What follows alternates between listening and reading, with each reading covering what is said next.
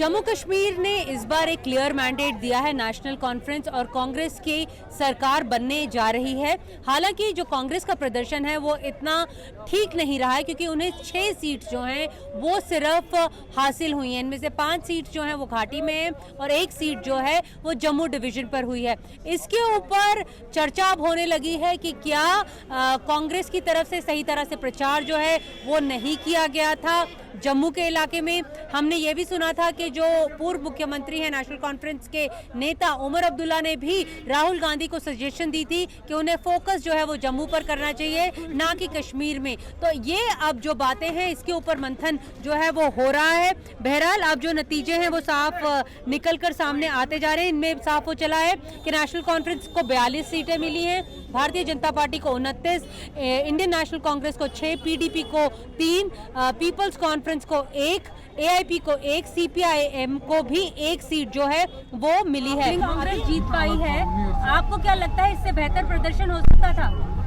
बिल्कुल हो सकता था और हमें इस चीज़ में इंट्रोस्पेक्ट करना होगा कि इसमें कौन सी कमियां रहीं, कौन सी खामियां रहीं। लेकिन हम 4 दिन पहले जब जम्मू गए थे अपने जो जम्मू डिवीज़न के कैंडिडेट्स से उनसे बातचीत करने के लिए, तो एक कॉमन बात उनमें जो उभर के आई थी, उन्होंने ये कहा कि एडमिनिस्ट्रेशन का नॉन कोऑपरेशन है बिलखुसूस कांग्रेस की तरफ से।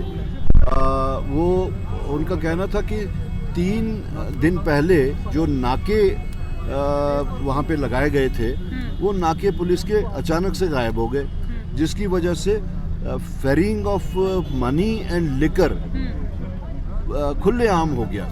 और जिस वक्त पुलिस को उन्होंने इन्फॉर्म किया तो पुलिस ने उसकी कोई कॉग्निजेंस नहीं की। उन्होंने इलेक्शन के जो रिलेटेड ऑफिसर्स थे उनसे बात की, उनने भी हाँ कहने के बाद कोई कॉग्निजेंस नहीं ली। इसी तरह सिविल एडमिनिस्ट्रेशन के लोगों से भी बात की तो कोई कॉग्निजेंस नहीं ली गई। तो that could be a major factor, one of the major factors of underperformance there. बाकी क्या फैक्टर्स रहे होंगे वो उनसे बातचीत करने के बाद। 6 सीटों में से कितनी कश्मीर में और जम्मू में कितनी आई हैं अभी? 5 जम्मू कश्मीर से आई हैं, 1 जम्मू से आई है। 1 जम्मू से आई है। तो जम्मू डिवीजन से। जम्मू डिवीजन से।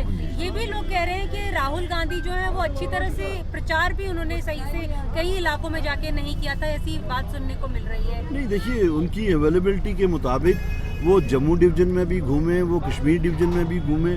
अब जिस तरीके से लोगों की एक्सपेक्टेशन है कि वो पूरा महीना बिताएं, आगे उनके सामने बाकी इलेक्शंस भी थे, हरियाणा का भी इलेक्शन था, तो उनकी बाकी पॉलिटिकल एंगेजमेंट्स भी थी। उसके हिसाब से जितना टाइम वो दे सकते थे उतना टाइम उन्होंने दिया।